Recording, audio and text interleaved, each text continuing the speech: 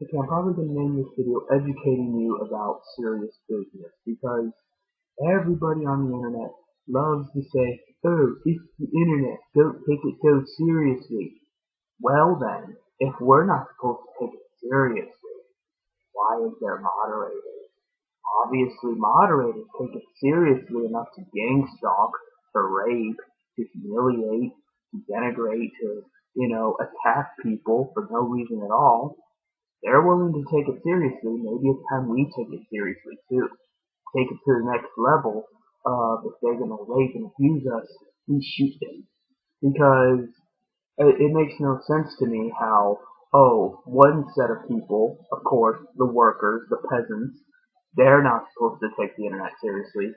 But then the other side, that's making the billions of dollars off of the internet, like Mark Zuckerberg, like Moot from 4chan, like Steve from 4chan, that of course they take it seriously. Now I recently came across a topic on 4chan that mentioned me, and it disgusts me the compulsive lying that comes out of moderators' mouths constantly.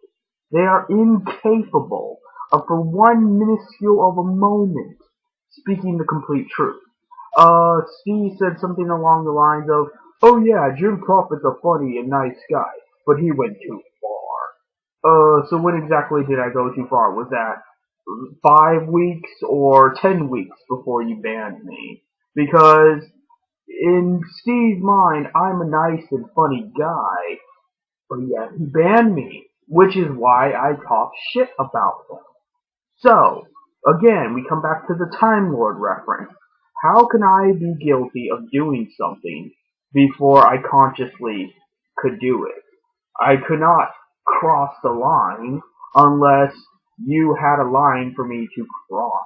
And who the fuck cares what your line is anyway? It doesn't matter what your line is, Steve. You're not my mama. You're not the government. Therefore, you need to back off. And he didn't. So yes, I do blame him for this death. I don't know his real name.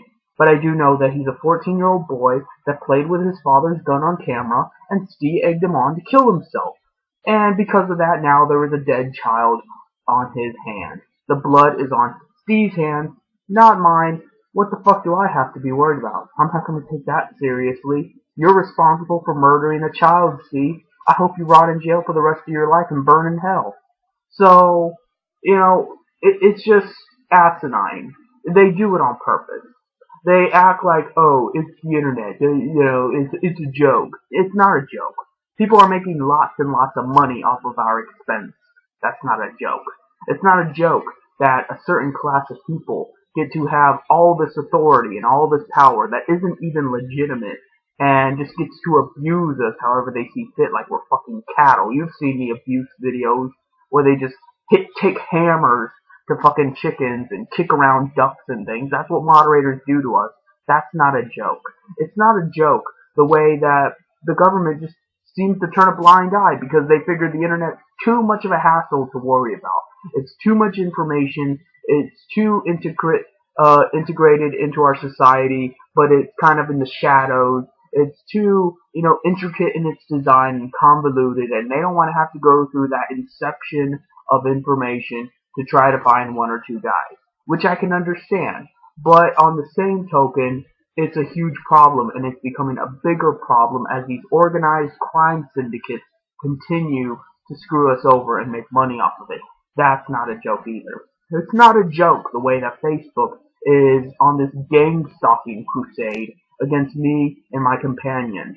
It's not a joke the way that they just love to torment and use psychological warfare against people. That, oh, we're not going to permanently ban you. We're just going to claim every little thing you write is a violation of the terms of service. You're a bad person, even though we make the rules up as we go along and we're the fucking terrorists. You're the bad person. You're going to get temp blocked for 12 hours. And then we're going to turn around and block you again for 12 hours. And there is nothing you can do about it. You can just suck our balls. Now, that's not funny either. You know what would be funny? Is if someone went down to Facebook headquarters with a shotgun and killed every single one of those motherfuckers. That would be funny. I'd bust out laughing. And then I'd go over to the grave and pee on it. And be right along there with Westboro Baptist Church. God hates Facebook.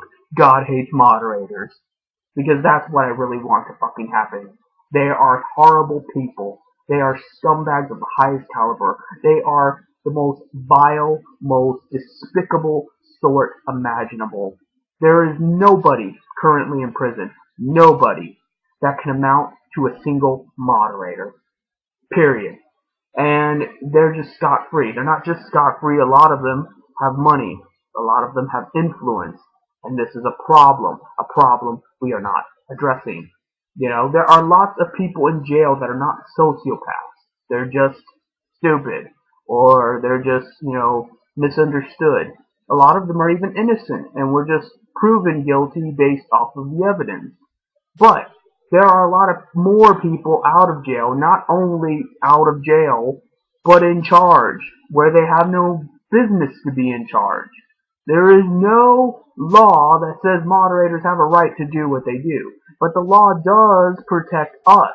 More so it protects us because we're the people. They're not people. They are an intangible concept of unbridled, illegitimate authority.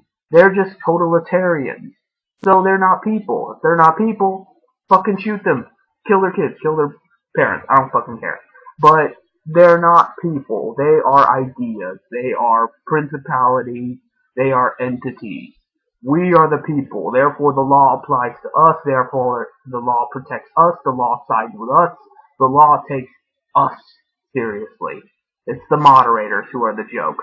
And now it's time to end the joke. I guess that's it.